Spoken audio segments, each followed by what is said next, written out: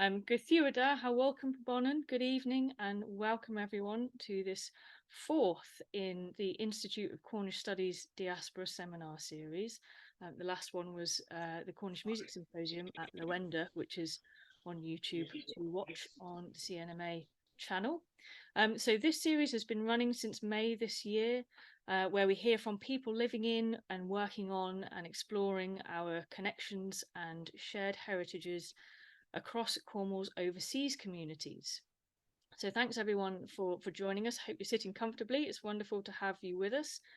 I'm Kate Neal. I'm joining you from London this evening, although if I were at home, I'd be in St Evell in North Cornwall.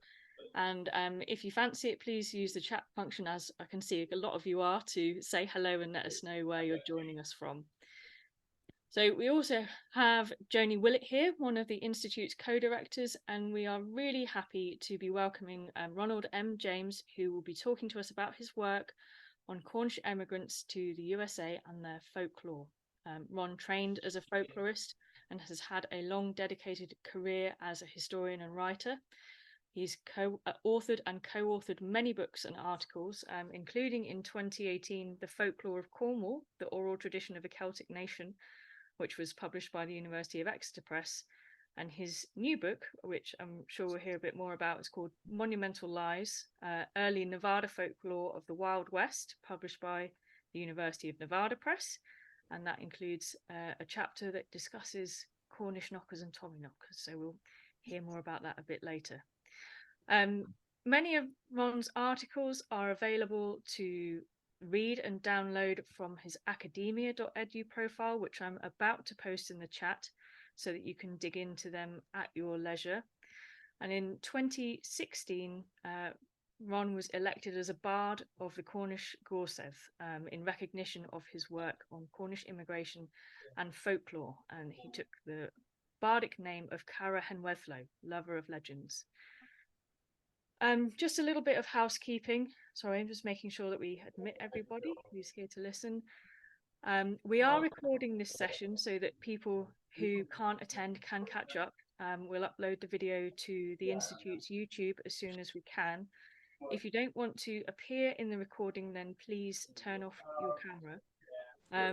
However, if you'd like to comment or raise a question, you're really welcome to do that in the chat, and one of us will keep an eye on and ask your questions. And it would also be great if you could mute yourselves while Ron is speaking. So that is more than enough from me.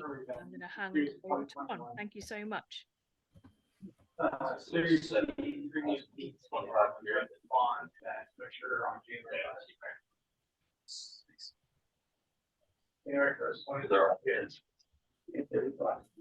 I'm still hearing a lot of people. Well, yeah. I think you can mute people.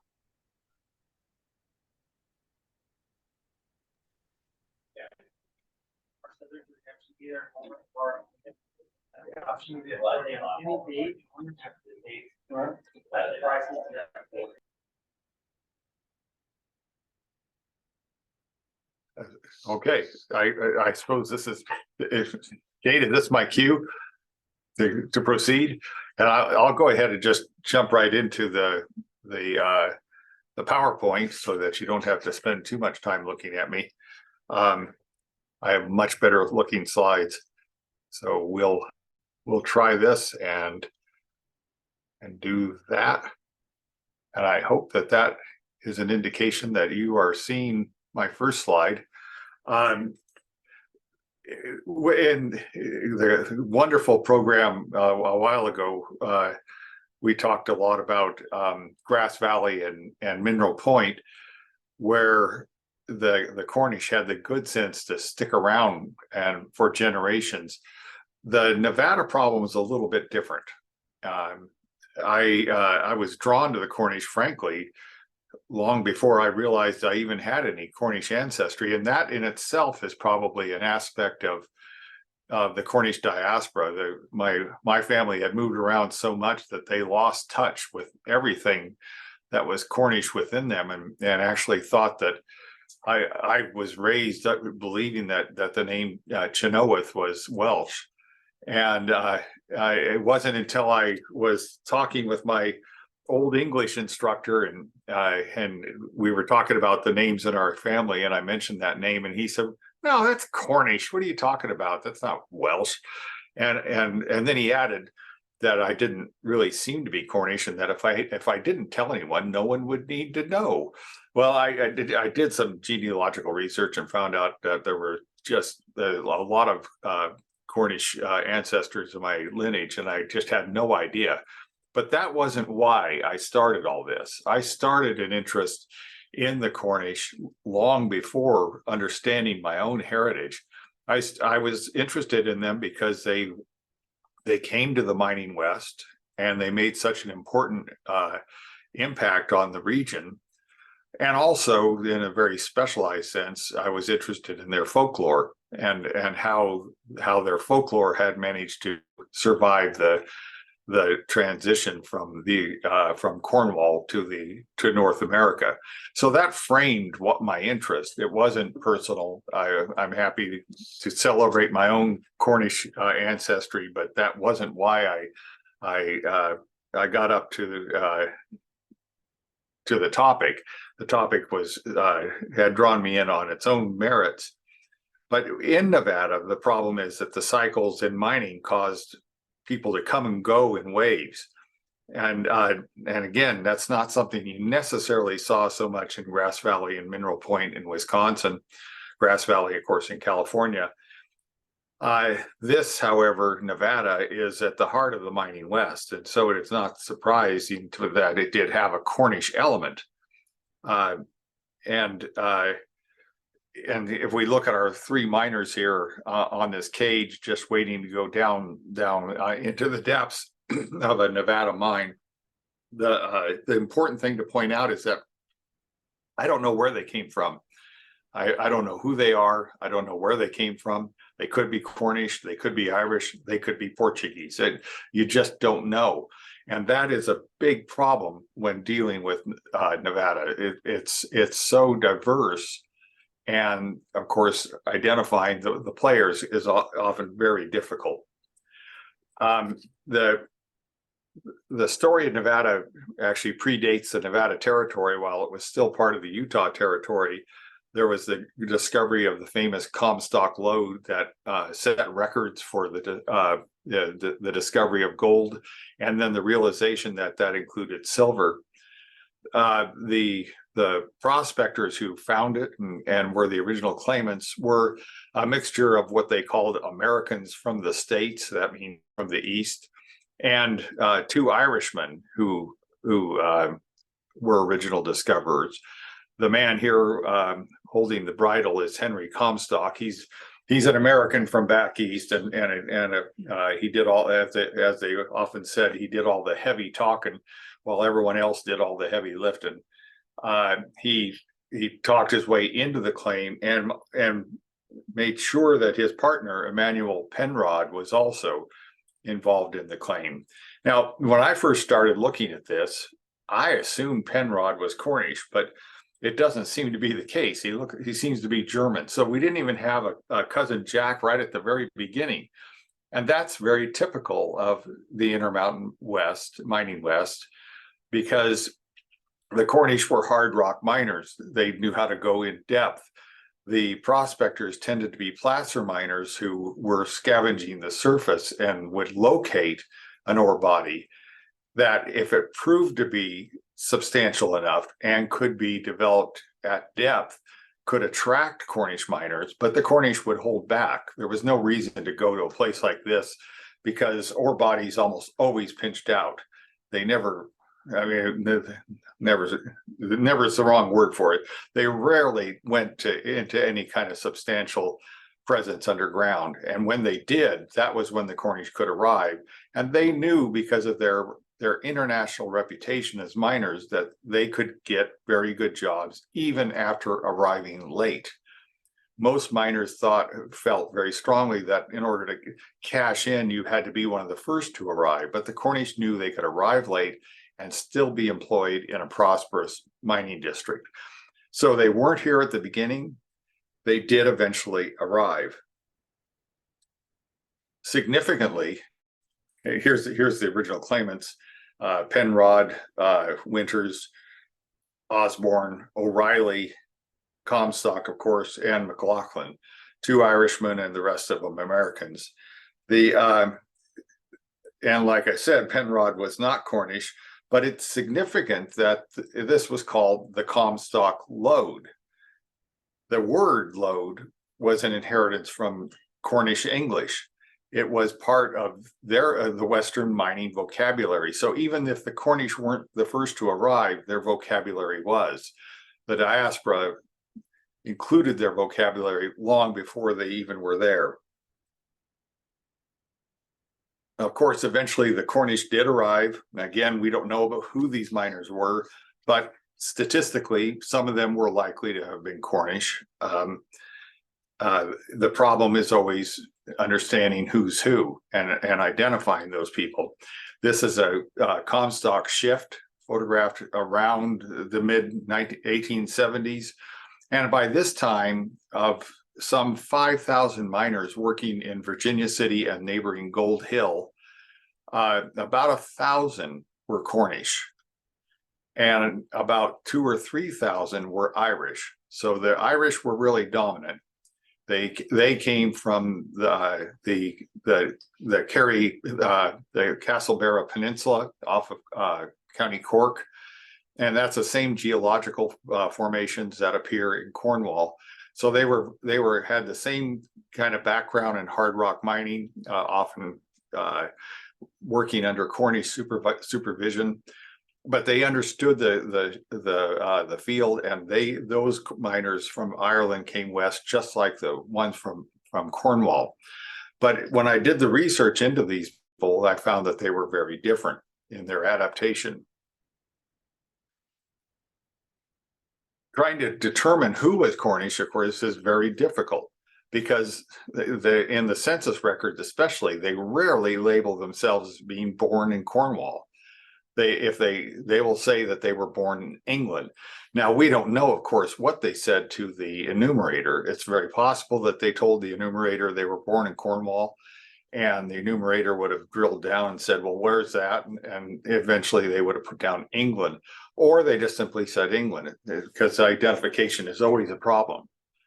But at any rate, it's very rare to run into someone who said that they were born in Cornwall. They were almost always born in England. So to develop a statistical model to understand them demographically, because again, I wasn't interested in the genealogical aspect of it. I was looking at them from a demographic point of view, from a historical point of view, and also, as I'll show you, from an archaeological point of view. Identifying them was a matter of trying to figure out what their names were and whether those names were in fact Cornish. And eventually I was able to divide the people saying they're born in England into 3 groups. Those that were likely to be Cornish, the Genoas and anyone like that. Those who were possibly Cornish, names like Williams that can be found anywhere, but it could be Cornish, and then names that were almost certainly not Cornish, although they were of English birth. When I looked at those 3 groups statistically, I found that the ones that were clearly not English behaved very differently from the ones who were clearly Cornish, and the ones that were likely Cornish behaved more like the ones who were Cornish. So it looked like the modeling was working pretty well. And what I was looking at was whether they were married, whether they had children, what they were doing for occupation. And of all the immigrant groups who came to Nevada, the Cornish were most likely to be miners, which is not a big surprise. But when you think of how the Irish came from the Castlebarra Peninsula, they didn't show as high a level of mining in their background. So all that gave me an opportunity to look at this group look at the Cornish immigrants as a group. And what I found was that they not only arrived together, but they tended to leave at the same time. They were opportunists.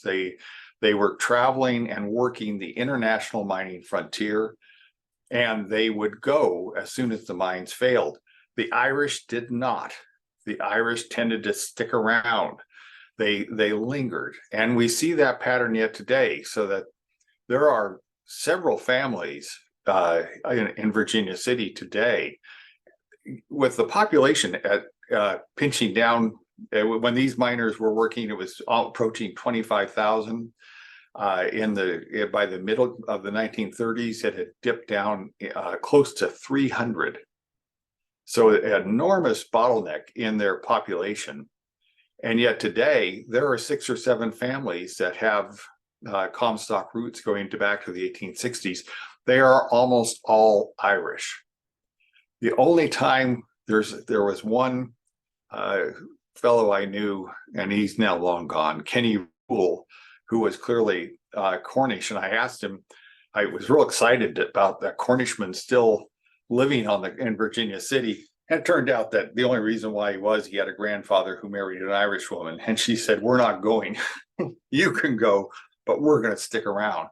So the only glue that kept a cousin Jack in Virginia City was an Irish wife, in essence. But the Irish were still present there, even though most of everyone left. The Irish were more inclined to linger than anyone else. And so with that modeling, I was able to develop an understanding of what the Cornish were all about demographically. There were, of course, other documents that I also looked at. These are death records, and they are very handy because they tell you what people died of, where they were born, what their names were. And this page in particular, if you look at the lower right-hand corner, you'll see a bunch of ditto marks, and those are people who were asphyxiated in the Crown Point mine. This is the what's called the Yellow Jacket disaster, which was a fire at the 700-foot level that flooded the Yellow Jacket and the neighboring Kentuck and Crown Point mine with smoke, and killed about 36 miners. And I was able to take a look at that.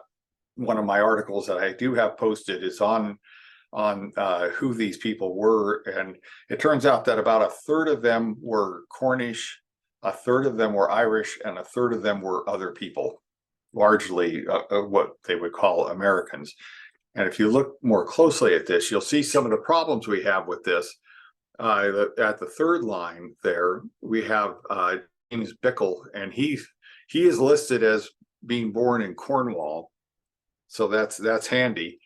But his brother, there were 3 Bickle brothers killed in the disaster. That the 7th line is Richard Bickle, and he's listed as being born in England. So, I mean, was the family living in the Tamar River Basin, and did he jump over to Devon and so it's hard to say. And then there's a William, he's followed by a William Jewell, who's also claims or listed as being in England. They obviously weren't claiming anything, they were dead, but what's being ascribed to them. But then if you go down further, there are a few other people who are listed as Cornwall and as being their place of birth. So this is the kind of document that can be really handy, but it gave me an opportunity to get a portrait of what a single shift killed all at once would have looked like. And this formula of a third Cornish, a third Irish, and a third other was really a nice opportunity to take a look at just who these players were demographically. Now, one of the things I was directed to do in my career was to take care of historic buildings and archaeological sites. The Comstock is part of what's called the Virginia City National Historic Landmark. There are several thousand landmarks listed in the United States. I think this would be one of the higher levels of historic sites designated in the United Kingdom. This is the highest ranking that a site can get in the United States. And Virginia City's landmark district includes 14,000 acres. It's one of the largest landmark districts in the nation. The people in Virginia City, being monumental liars, as my book indicates, will tell you that it is the largest in the nation. And no matter how you demonstrate that that's not the case, they'll continue to repeat that because they would rather believe that it's the largest one in the nation.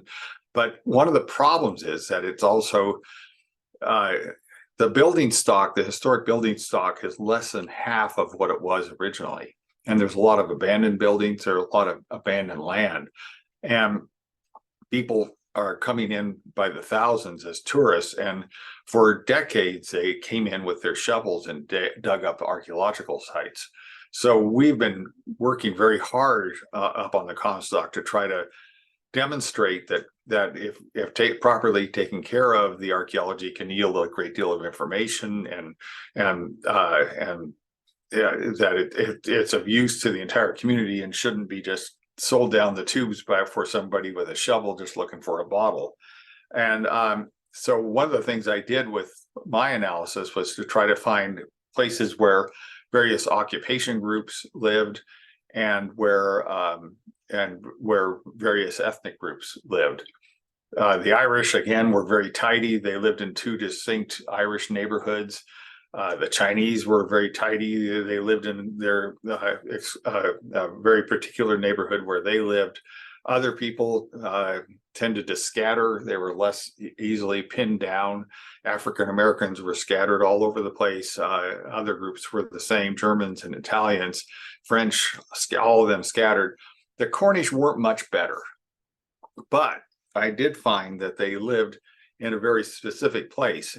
If you look at this, you get a view of Virginia City and just how packed it was. It was tightly packed, highly cosmopolitan, urbanized, very sophisticated industrial community. It defined mining for the international mining frontier for the next 50 years. Technology was being invented or tested here and exported throughout the world. And that was largely because of the technological prowess of the Cornish coming in, but the community built on that and advanced it a great deal. And here you can see archaeologists at work in the midst of this urban environment, very, very difficult to work in, but also celebrated because tourists would be walking by all the time, and we were able to interpret the sites for them. Now, if you look in the upper, about mid-range, but to the left here, there's a long line of structures up on the hillside. And that, if you look at this enlargement, that row of buildings at the top street, that was known as Cornish Row. So the Cornish lived there. There are accounts, Kate, you'll be pleased to know that there are accounts of the Cornish miners singing on their way to work and on their way back. And that, unfortunately, that's all I have. It's just a word that the Cornish miners, who had a wonderful choir in the Methodist church downtown, would sing on their way to work and on their way back. Wouldn't you love to have a recorder so that we could hear that? Virginia City tended to be an Irish community. Gold Hill was the Cornish community. Now, I often make, for those of you who know the California gold country and know Grass Valley, I make the analogy that Nevada City is Virginia City, the really fussy and high Victorian buildings and all that. And Grass Valley and Gold Hill were the working class towns where a lot of the miners lived. And so Gold Hill was very Cornish. Virginia City tended to be more Irish. But right up here at the top of the hill above Virginia City was Cornish Row. And then to the left, if we kept on going on that lithograph, we'd run into Grass Valley. So this was a very Cornish place. I finally got a graduate student, a PhD candidate, interested in excavating up in Cornish Row, and he did. Unfortunately, he didn't complete his PhD, and we don't have a finished report, so I don't know quite what the analysis would have yielded. In general, these residential neighborhoods didn't show themselves to be dramatically. There was no Cornish archaeological fingerprint, as you'd expect, or an Irish. We excavated some Irish structures. We even excavated an African American structure and did realize find some things that were clearly associated with African American culture. But that sort of thing is really rare. Usually you just see the same sort of thing, but it would have been nice to have that. I hope that someday maybe that'll happen, but it didn't happen by the end of my career. So a lost opportunity to explore Cornish archaeology. Here's a couple of historic pictures of Gold Hill. And again, it would have been good to do some archaeological work there, but the community is much less orderly than Virginia City. The streets are climbing the hillsides, and the map isn't as good. The address system isn't as good, so I can't pin down who was living where as easily. It's much more chaotic than Virginia City. And the worst of it was, and this is typical of what we would see in the Cornish diaspora, this is Gold Hill 50 or more years ago, and it's not looking very good because the Cornish left. Gold Hill suffered more from people leaving as a consequence of the failing mines than Virginia City did. They stayed in Virginia City, but Gold Hill was abandoned to the point where it had fewer than 100 at the lowest point of people living there. It had 8,000 at the height. And so today, Gold Hill doesn't look this good. A lot of it has fallen down even worse, and knowing where people were or specifics would be very difficult to pursue there. There's a lot of archaeology that could be done there, but I never could zero in on anything specific there, and I didn't have any students who were interested in working it. So that's what we ended up with. Now, just looking at the historical documents, it was another opportunity to consider the possibilities when it came to the Cornish, and especially comparing them to the Irish. Here is the Irish Emmet Guard. The Irish organized themselves into militias beginning in 1864, largely in response to the Fenian rebellion that was going on in Ireland. With the end of the Civil War in particular, a lot of Irish veterans became Fenians with the ambition of going back to Ireland and fighting for the nationalist cause. The Comstock had 4 militias. They were all named after Irish heroes, in this case, the Robert Emmet Guard. There was the Sweeney Guard and the Sarsfield Guard. They were all very much Irish. They were training with the idea that they would eventually fight in Ireland. They were raising money by the thousands of dollars and sending them to the Fenian headquarters in New York, where the money did very little good for the Irish nationalism, but did a nice job of allowing the Fenians in New York to live a very high lifestyle. So on all this donated money. That is, and the Irish were also very pro-union, so they were heavily unionized labor or ethnic group that was militant and very strong sense of itself. They dictated a great deal when it came to politics because they were organized. The Cornish tended not to be of that model. They tended to fit more into management. They didn't really feel comfortable with the unions, and they didn't. And they well, we got somebody. Sorry, Ron. That's all right. Just looking through. So the Cornish did not belong to militias. However, in 1869, they started the mines were starting to slump. This was before the internationally famous discovery of the Big Bonanza, which occurred in 1873. But in 1869, they were starting to slump. The jobs were becoming fewer in number. The union's importance was being felt as the Irish workers were muscling out all the other workers. And the Cornish response was interesting. They formed their own guard unit, and they named it the Washington Guard, because unlike they were making a real statement here that the Irish have the Robert Emmet Guard. They have all these guards named after Irish heroes back in Ireland, but the Cornish were real Americans. They named their guard the George Washington Guard, because they were real Americans and they should be the ones who were hired first. So the Washington Guard, we have no photograph of them. It lasted for a little over a year. The treasurer ran off with all the money, and the guard unit collapsed.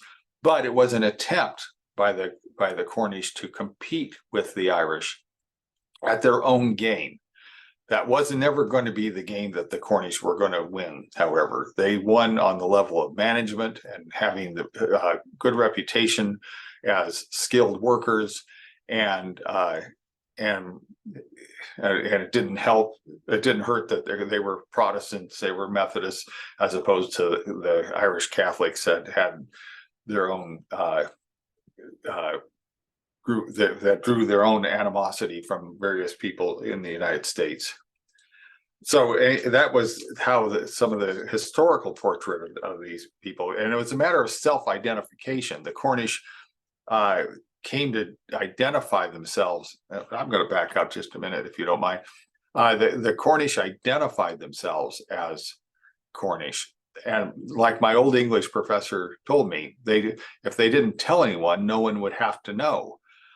They could have passed as just regular Americans. They would have fit in very well with native speakers of English, Protestants. They would look like Americans, and they were even trying to say we are really good Americans. We're part of the George Washington Guard, but they were definitely putting their Cornish foot forward for a reason. The Irish had their own battles to fight. Being Catholics, they were often scorned by the majority population. The Irish had reputations for poverty and ignorance and all sorts of things that were unfair, and people made fun of them.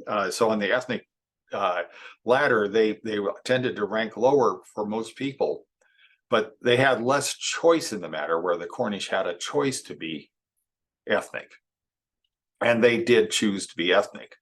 I did a study of the Manx immigrants as well, and found that their behavior demographically fit more closely in with the Cornish than it did with the Irish. They tended to arrive like the Cornish did as miners, and they tended to come and go in the same patterns that the Cornish came and went. There's an article in my EDU, academia EDU site on the Manx adaptation, which how closely it fits in with the Cornish. So anyway, with my other hat, which I wear is as a folklorist, and I was asking some of the same questions in a way. My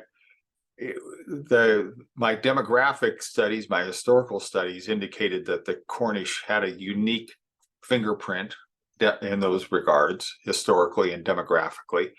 And when I looked at the folklore, I came to understand that also represented a distinct fingerprint. And as Kate indicates, in 2018, the University of Exeter published my book on Cornish folklore.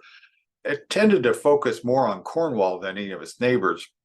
I'm working on a co-authored second volume that will deal with the broader question of the Southwest. And I published an article with the Journal of Folklore, which had a map not unlike this. I've added a few things to it since that publication of that article. And what this map shows, if you look at where the W's and the E's are, the W's being Western variants of legends about pixies, and then the same legends but with different variants appear in eastern variants. And if you look at the distribution there, you see that in the far west of Cornwall, there's no eastern variants. And in Devon, there are a few western variants, but not many. And then there's that middle zone, which tends to be predominantly western, but a little bit of eastern influence.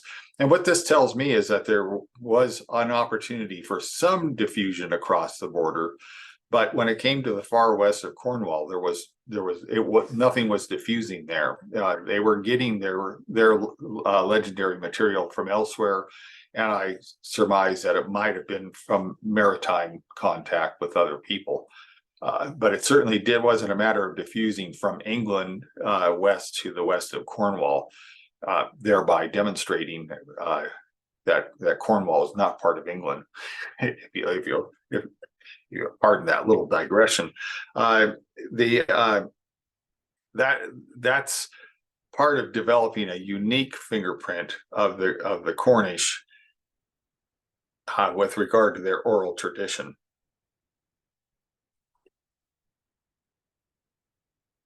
Now, one of the things that attracted me to Cornish folklore early on, from the Nevada point of view, was this issue of mining spirits. And that's probably one of the more famous things that people know about Cornish folklore. Of course, they understand they're pixies, or as they say in Cornwall, the piskies.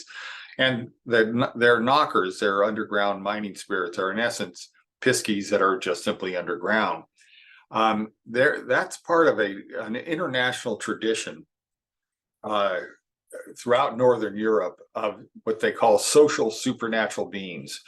The fairies or elves, the Huldra folk in Scandinavia, parts of Scandinavia, and the piskies of Southwest Britain all behave in a much similar way. There are variations among them, but the key to that is that they mirror human society. The knockers underground are simply piskies, simply fairies that are doing what humans do, which is to work in male teams, all men teams working underground. And this illustration is fascinating in this regard. This comes from William Botrel's famous, one of his famous books on Cornish folklore. He published 3 of them, 1870, 73, and 1880. And it's one of the reasons why Cornwall is one of the best counties in Britain when it comes to 19th century folklore, thanks to William Botrel and his colleague Robert Hunt, who also published a 2-volume series. But this is unique in that it's as an illustration from the 19th century of knockers in Cornwall. Now, wherever there's mining internationally, there's a tendency to think that there's some sort of supernatural entity working in the mines. The mines are terrifying places. They're eerie. They conjure the supernatural, whether you're inclined in that direction or not. They're simply spooky places, and they're dangerous. So it isn't surprising that internationally we tend to see some sort of co-workers, supernatural co-workers within the mines. Even the word knocker is fairly well distributed throughout Britain, but the Cornish knockers were the most famous, partly because the Cornish miners were so famous. Unlike the coal miners elsewhere, the knocking really is something that you would expect to have in a hard rock mine. And it's really a reference to the creaking timbers and just all in general the noises underground that you would expect. The Cornish miners, working in small teams at their own mines, often under contract as groups, hoping to make as much, gather up as much tin ore as they could and sell it on the market to pay their lease of the mine. These small groups of miners would tell stories about these knockers, and they would serve several functions. One of them was that they would warn the miners of danger. So they would listen to the creaks and the knocking of the timbers and try to understand what these supernatural entities were trying to tell them. And they took them as warnings that they must move on, get out of the mine in a hurry, because there was something going on. And so the knockers, if you were a person of a miner of good character, and you properly left a bit of your pasty for them after you were eating lunch and left it off to the side, they would reward you by letting you know when the mine was going to collapse. They would also knock to lead you to ore. So those were the two things that especially that the knockers were reputed to do. And those characteristics seem to be very old. With industrialization and with the transformation of the workforce from individual contractors trying to make as much money as they could, find as much tin as they could, and were now transformed to salary workers. As salary workers, finding rich ore was less of a goal. Staying alive was still very much a goal.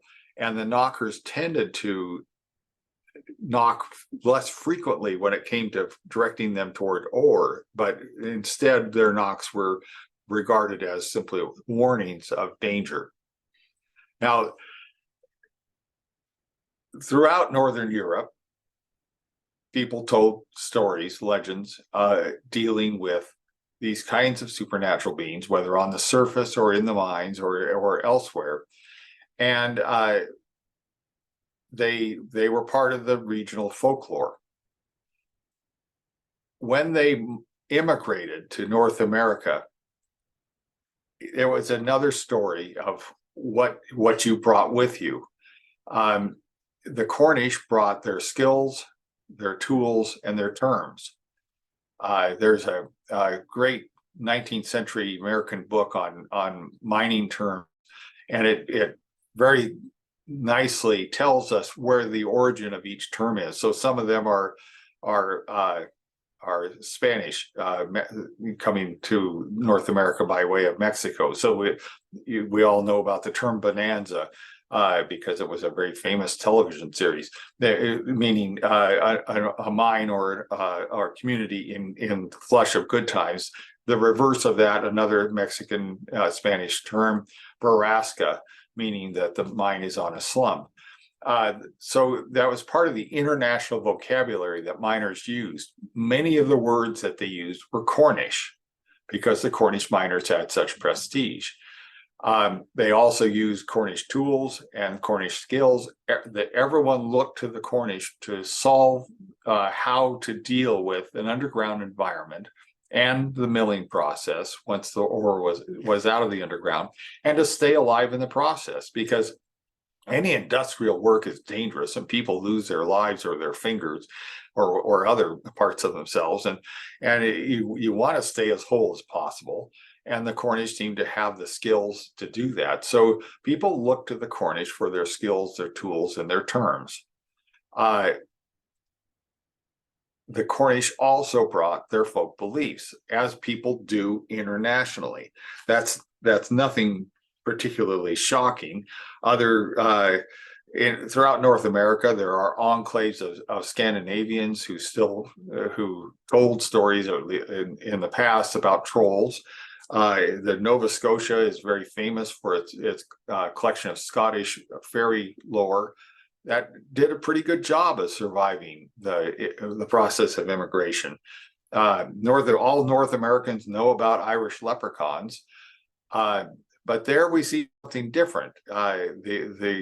They became commercialized, but you didn't find people who believed in leprechauns who weren't Irish, and the Irish probably did more to abandon their own beliefs upon coming here. It just became a matter of something that fit in with them, with Americans in general.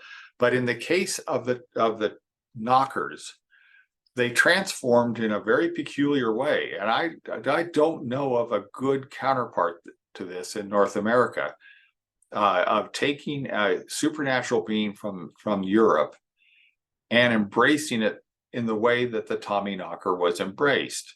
The Tommyknocker is the descendant of the Cornish knocker, and he was adopted throughout the mining world.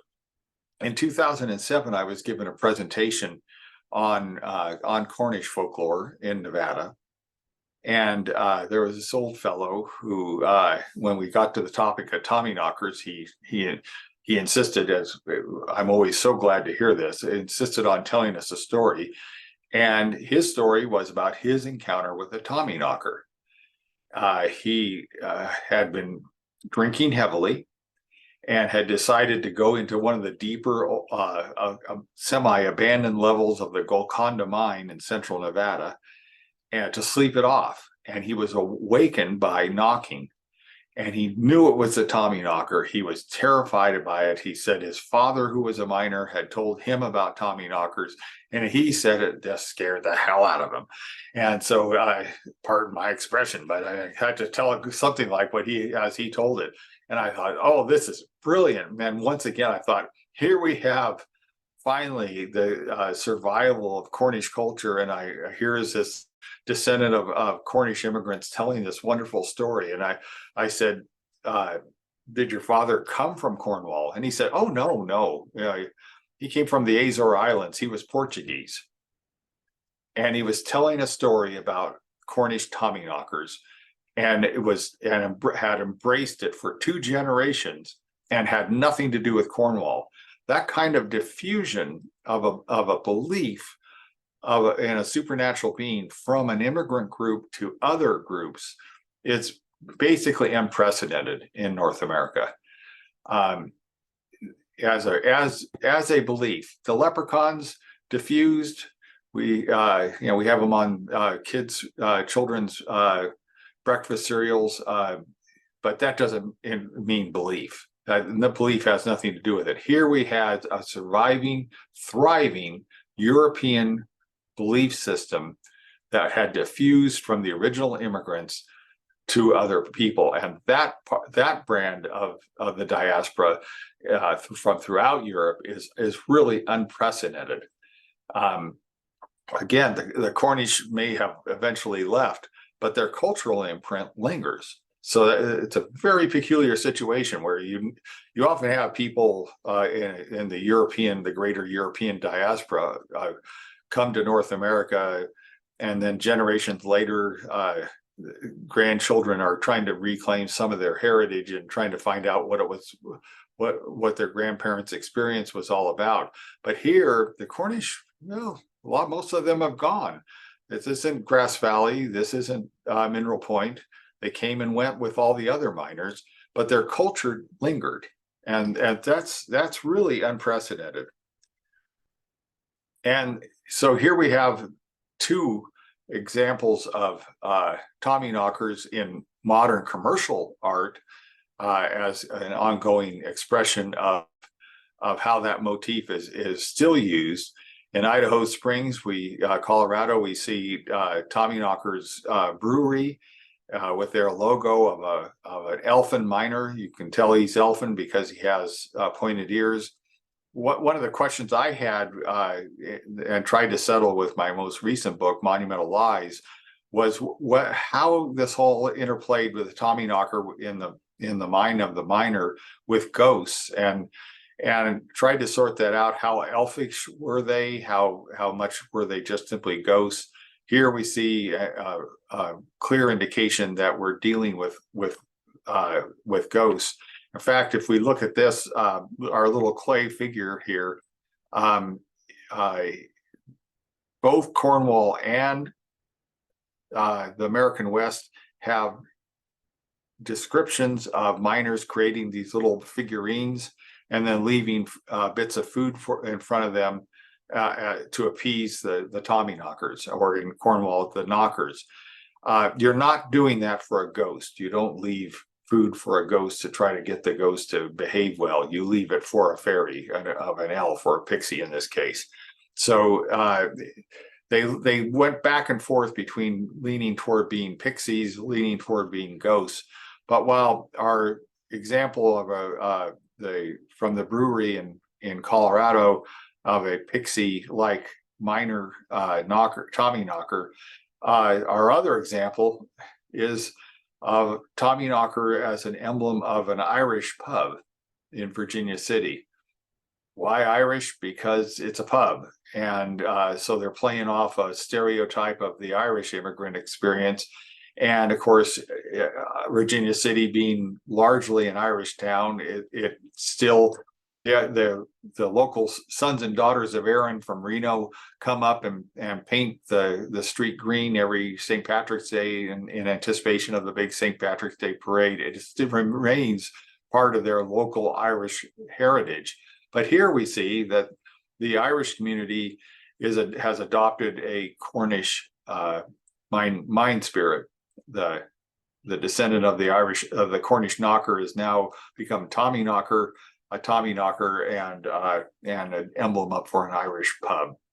So that part of the diaspora has changed and mutated as culture always does, and the dynamics have continued to be remarkable. So the Cornish moved on. They left their minds.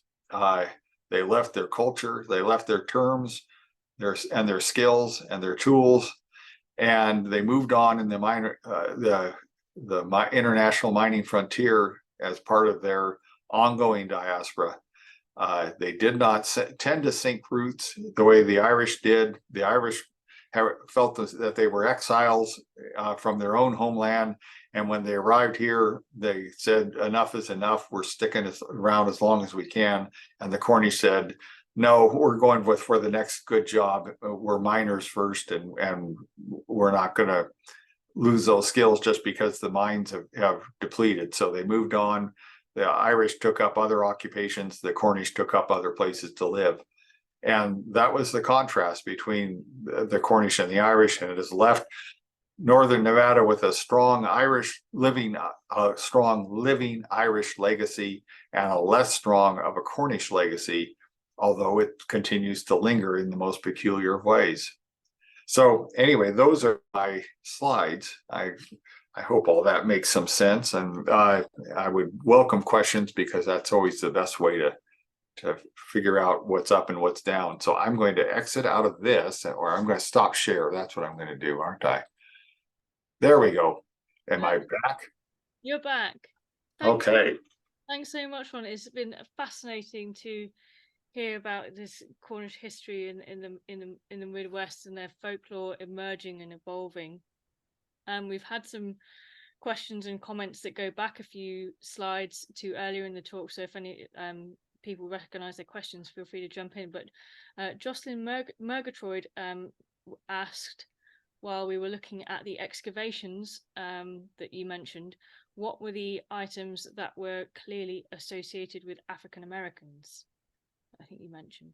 Yeah, and that's it's a tough question, but what we found underneath the floorboards, we excavated a saloon called the Boston Saloon, named Boston probably by the founder was from Massachusetts. We imagine that he might have been born in Boston. He was a free-born African American. This was in the middle of the Civil War. Boston also was important in the abolitionist movement and was a symbol of American freedom in the fight for independence. So by naming it the Boston Saloon, they were really making a statement of their own. Underneath the floorboards, we found two altered coins, placing altered $50 that had been cut and punctured, and a dime that had been punctured. And these mutilating coins is something that is also found in underneath slave quarters in the American South, and it appears to come from West Africa. So it is a distinctly African American practice, and that was something that really pointed us toward African heritage. We knew that the saloon was operated by African Americans, so we were able to take a look at things like cuts of meat, and they also have one of the world's oldest Tabasco pepper sauce bottles.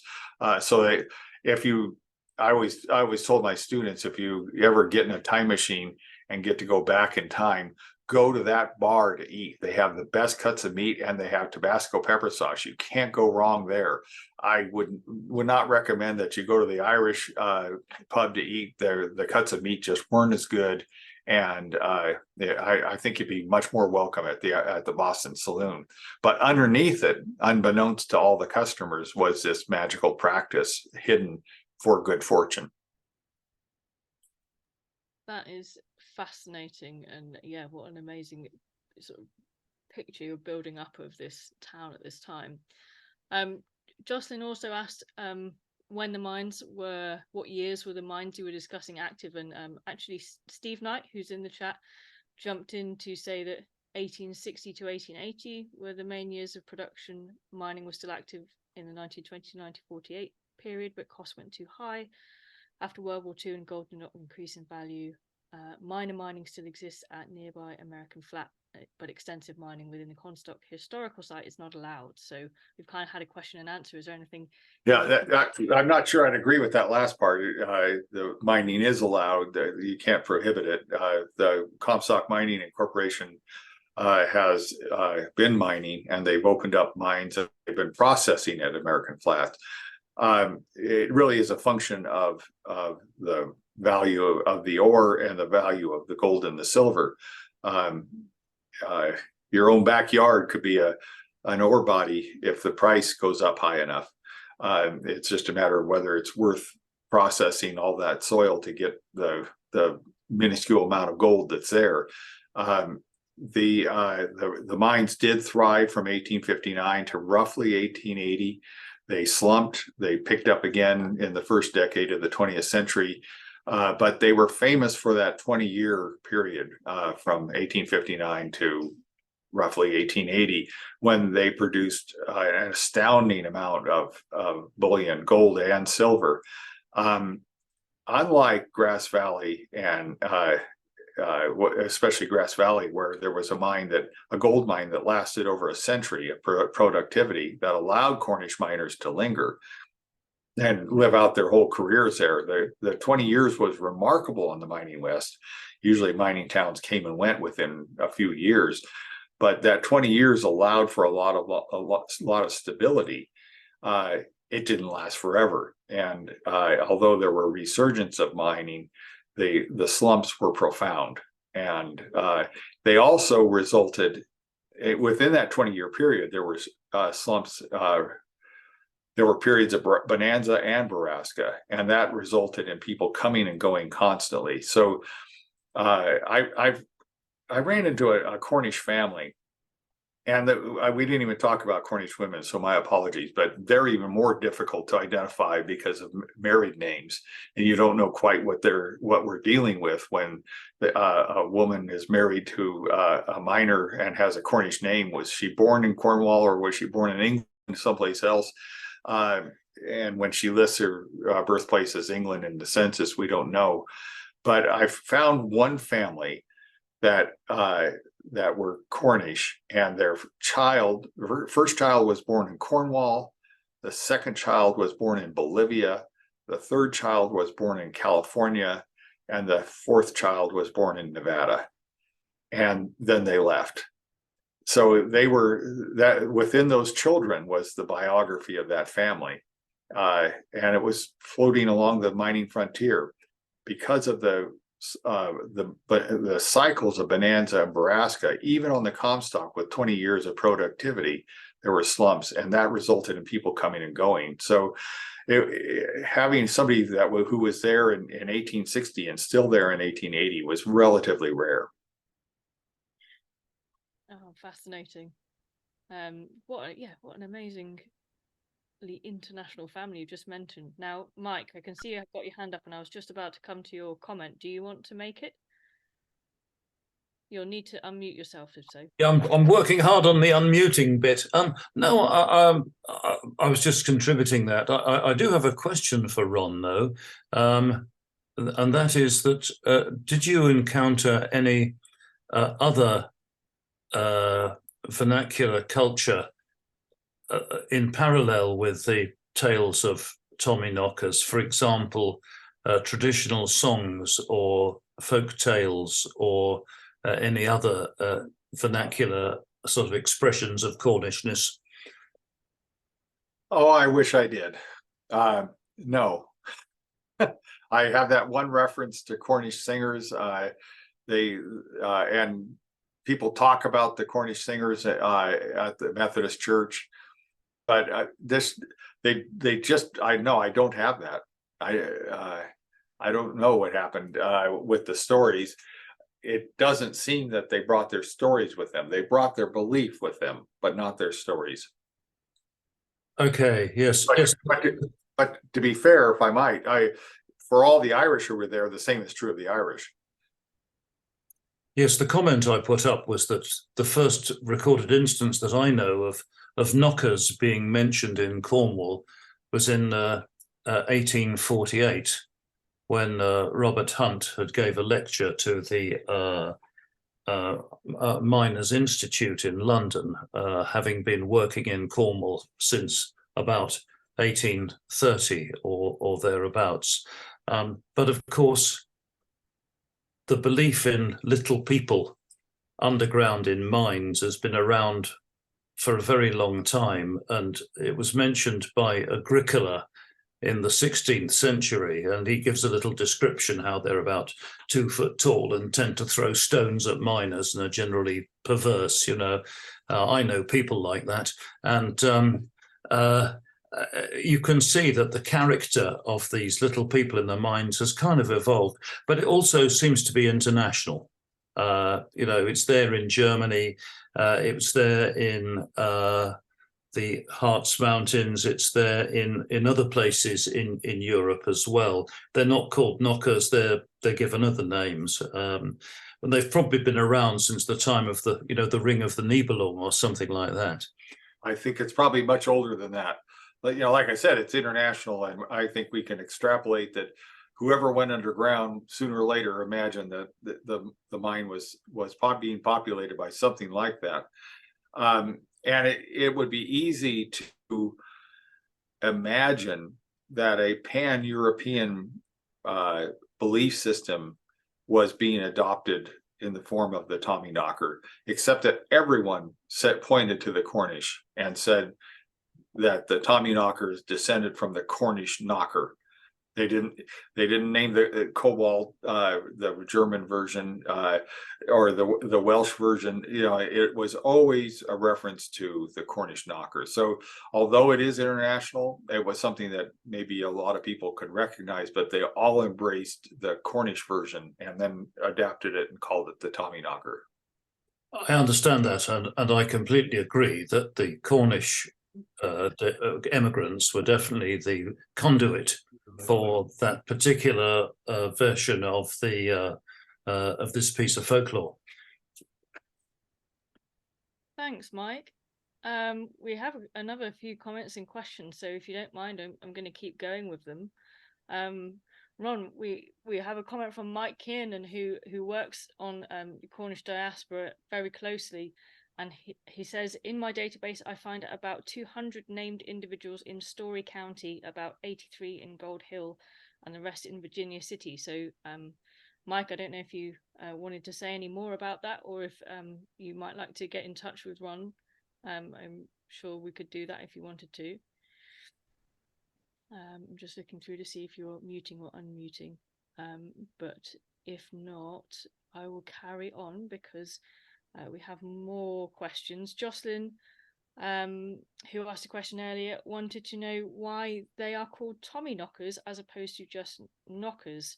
British soldiers were known as Tommies. Is there a similar root, or is it a similar root? Isn't that a great question? and that's my answer. Yeah, I don't know. It's the idea maybe that Tommy is a worker. It's I mean, folklore doesn't always behave itself or explain itself, and where that came from, who knows? You can understand knocker. It's as they say, onomatopoeic, right? It's simply because of the sound. The word knock is something we have in our language because it sounds like a knock, and they were knockers, the things that knock. But where does the Tommy come from? Who knows? It's a great question, and I doubt we'll ever know. There'll be no smoking gun, no smoking Tommy gun. Great question and a great mystery. More to come. Have we, if everyone's still happy for us to carry on a little longer? Ron, do you have time? Oh, certainly. Oh. Cool. Okay, so Janice Lobb has a question. Is there a link? I think you talked about this maybe a little just now, but is there a link between knockers and leprechauns? Yeah, there is, in a generic sense. That all those Northern European supernatural beings, they do what my Swedish folklore ancestors would say. They tillsammanhangen. They hang together. They're kindred. They are related, and at the same time, they're all distinct depending on the location. So there's variation. There's similarities. There's clearly kinship, but like all cousins, they don't all look alike, and they don't all behave alike. In the case of the Tommyknockers, they are occupational versions of the same. Leprechauns are also occupational. They're famous as cobblers. They're a little bit different from even the Irish equivalent of pixies, in that leprechauns tend to be isolate, solitary individuals, much like the banshee, which is Gaelic for woman fairy. The she in general were collective groups of communities of supernatural beings that lived on the surface. The leprechaun is a cobbler who tends to be solitary, but he's clearly linked with the whole group. And the knockers are underground workers, mirroring that aspect of the human experience. All right. Okay, thanks so much for that. We have another question from Peter Jenkin. Peter says, many thanks, Ron, pretty talk. Are there any particular Cornish origin terms from from that USA mining glossary which you mentioned, please, apart from load? Any, especially with traces left in the West today? Oh, that's a good question. Been a while since I've looked at that dictionary, and I'm at a loss. As I said that, I thought I should have looked at that, but I'm sorry, I don't have any at my fingertip, but they are there. It's something I've come across in Australian context in the newspapers, and of Cornish terms appearing as kind of like column headings sometimes in the local newspapers. It is fascinating what emerges and kind of rises up. What terms are you thinking of? I believe that these are mining terms. Halvens, dredges, and bests are ones I was thinking of, but I might be wrong. But you do see them elsewhere as well. I'm going to keep going because we have yet more questions and messages, although lots of people are saying thank you ever so much, and a few are having to leave us as they have other meetings to go to. Amy had a question which I think you might have covered in one of your recent answers just now. She says, you mentioned how widespread the Cornish knocker late became in the form of the Tommyknocker, but at this specific time, how much overlap in belief in supernatural social beings would there have been between Cornish miners and Irish miners? Would the Irish miners have shared a belief in knockers, including knock warnings, their clues, etc., or would they have scorned those more distinctly Cornish beliefs? Well, that's a good question. My instinct is to say that they probably embraced it. I don't, although there was a historical antagonism between the Irish and the Cornish miners, there might have been a barrier, a cultural barrier that inhibited that diffusion. The diffusion was so complete by the time it was being documented in the early 20th century by American folklorists, especially Wayland Hand operating out of California. It was so complete that I don't think that it would be likely that the Irish would have resisted the belief for very long. Of course, with all beliefs, there are always skeptics and believers. So that isn't necessarily determined by ethnicity. Was there a barrier? Maybe for a while. I don't know. That kind of, we would have really had to have on the spot ethnographers and folklorists asking those questions to find out. It's a great question. I see no evidence of that. All I can say is by the end of the story, everyone was had embraced the tradition in one capacity or not, skeptics and non-skeptics as they do. Sure. Could I just, is that okay?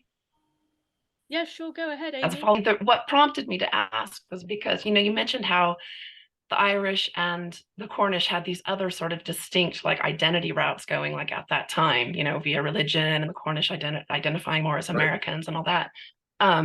So that was what prompted it, but also because, you know, the Tommyknocker represents such a clear benefit, you know, to believe in the Tommyknocker is a smart thing. And you mentioned, you know, obviously mines are dangerous and spooky, you know, terrifying places. So that's what prompted me to ask, because it would seem that, you know, crossing over to practice, if you will, you know, leaving a little bit of your lunch, you know, behind for the Tommyknocker would represent a really distinct like protection. And so it just seemed to me, it would seem like a natural thing to do. It's like, well, the Cornish are doing this and they're getting some benefit out of it, so maybe we should try it as well.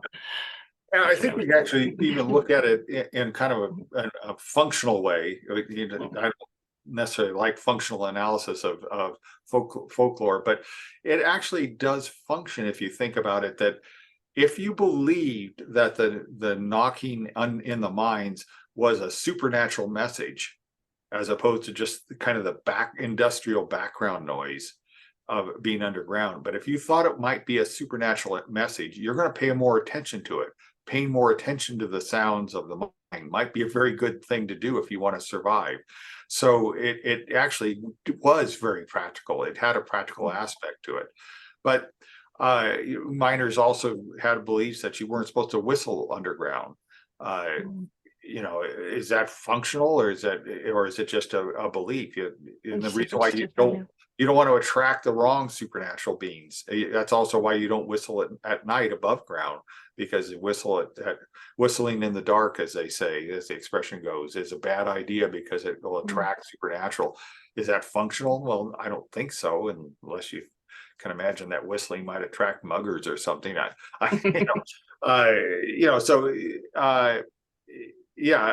I just would see the Irish as being as willing as anyone to embrace it, because it did make such good sense to be astute and listening to the sounds of the vine. Thank you. Hey, thanks, Amy. I think we have a couple more questions. Jocelyn, again, with a question that I was kind of wanting to ask as well, in the hope that there might be a cache of music somewhere around. Are there still Methodist chapels in the locations that you mentioned? No, and what the Cornish church, there were 4 big churches. There were other congregations, but the 4 big structures, religious structures in Virginia City, were the Catholic Church, the Episcopal Church, the Presbyterian Church, and the Methodist Church. The Methodist Church is the only one of the 4 not standing. It was the first to go, because when the congregation left, it was taken apart and moved down to the Truckee Meadows, where in the Reno-Sparks area, and it's no longer exists. The Irish Church, St. Mary in the Mountains, is the biggest of them. As you'd expect, the Irish population was the biggest. It still stands. It's gone through a recent multi-million-dollar restoration. It's a beautiful church. The Episcopal Church has a very small congregation, hangers-oners, and it's just a humble wooden structure, as is the Presbyterian Church, a very humble wooden structure. But the St. Mary in the Mountains Irish Catholic Church is monumental masonry, and it's still there. The Methodist Church was a monumental structure. It was beautiful, but it had exceeded its life expectancy when the Cornish left. Gosh. Oh well, I will live in hope that the music ended up somewhere. Yeah. So interesting. A couple more comments.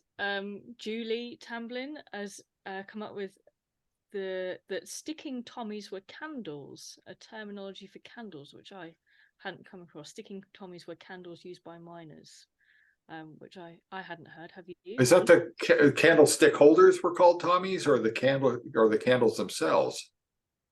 Julie, if you're still with us, would you please jump in? You might have to unmute yourself though. Hang on. Again. There we go. Yes, that's my understanding. And in Alan Kent's play, Surfing Tommies, he talks about miners from Cornwall being engaged involved in the trenches, and they had, and he talks about the sticking tommies, the candles that fitted into their and the metal points on the top of their helmets, and these were sticking tommies. Fascinating. So it seems to be more candle than the candlestick holders that Yes. miners use. The candles were, and he says this on page 5 of Surfing Tommies, and 6, the candles represented the light and the darkness. And they were called tommies. Yes, the sticking tommies, because they were wax and they stuck in the specially designed apparatus on the miners' helmets. And in the play, when the play was performed, there were sticking tommies, so we could see them. And we could see, the light and the darkness, how it worked. And what I think about tommies is, and the tommies underground, is that this might connect with Celtic ways of thinking, and I think there in certain Celtic expressions of Celtic type spirituality, rivers can have voices, and different forms of natural other beings apart from human beings can have energies and forces and voices. And I think that it's possible that there could be a link between the earth having a voice and the beings down there acting as some kind of conduit between the earth itself and the human beings. So there's a chain, and with trees, we have these mycorrhizal underground. We don't see them, but there are messages and things being transmitted. So in Celtic imaginaries, I think there's potential for exploring this. I think that it's interesting. The earth could have vibrations. The imagined creatures could sense the vibrations, and the people could sense the vibrations of the imaginary creatures. Why not? Well, sure. The question about Tommy, though, that's fascinating. I'm glad you brought that up. Thank you so much. The idea that was maybe a slang term for the wax or for the candles themselves, and that I could see that actually coming forward. And the point is, it illuminates the darkness, so we can begin to see differently, and perhaps see or have other senses activated. Sure. Yeah. So it's a pragmatic approach. Looks like Mike has. If Kate, may we just jump over? Mike always has something to say. That would be. I was just going I was just going to pitch in with the fact that certainly in fireside tales, as I'm sure Ron will identify, many folk tales warn us of other worlds, and these other worlds may be the edge of the sea, or the pond in which Jenny Greenteeth lives, or deep forests, or caves and the underground. And so it's very easy to see why warnings of other worlds in the forms of folk tales and all the lore surrounding them is a sort of universal thing. And for me, the most significant thing is a point that Ron emphasized earlier on, and the fact is that it was the Cornish term, the knockers, that was the term that was used. In other words, perhaps the Cornish had a greater sense of the sort of folkloric background. That's probably not well expressed. They probably held that more dearly than perhaps some of their co-workers. And for me, that indicates the strength of the Cornish persona when in the diaspora. And even though they identified as American, there was a lot of Cornish still in there and still sort of beating in their hearts. Yeah, I see that Mike Kiernan has also made a comment that Tommy stickers were found in California mines. Again, the candle stick holders regarding as being referred to as Tommy stickers, and that would really transpose, I think, very easily to answer that one question a while ago as to where the term Tommy came from. There's something ubiquitous about Tommy in British slang anyway, and being applied to workers, everyday man, and then getting that transformed into Tommy stickers and Tommy's sticking Tommies as candles. I think that what we're seeing is a pool of use of that term, and then it just got stuck to knockers and became the Western type. Yeah, and I think what you say here, Mike, Mike O'Connor, as opposed to the other, Mike's behind every bush here, but that the belief was very strong enough to survive the diaspora in ways that many other mining groups weren't able to sustain. I think you're absolutely right. Kate, is there anything else that you had? Oh, I've always have masses of questions, but I'm very conscious that we're coming up to the hour-and-a-half mark. There are a couple more comments that I haven't managed to mention, just so that I have. Marianne says, maybe my great uncle Ralph, who was a miner in Bisbee, Arizona, used to recall the competition and scraps with the Irish, just going back to that mention of the competition that you and the kind of the jostling in between the groups that you were talking about earlier on. And Steve Knight has chimed in with a couple of comments about the legacy of the Cornish and Virginia City, saying the most notable legacy is the Cornish pump. The pump idea brought to deep mines as deep as 3,000 feet, pumped water from level to level using a long drive rod attached to a rocking arm. And also from Steve, just a comment about women in the mines were also superstitiously not allowed. And he first started seeing female engineers in the early 70s. So continuing folklore in the more modern mining period. I would dearly love to not have to draw the afternoon to or evening as it is over here to a close, but I'm a bit wary that we are reaching the hour-and-a-half mark. Does anyone have a burning question that they would like to ask Ron, or you're very welcome to pop it in the chat or email me and let me know so I can pass it on. Any hands? I'm looking through. Is there anything you wanted to say more, Ron? Oh, we have one from Janice. Janice, you'll need to unmute Yeah.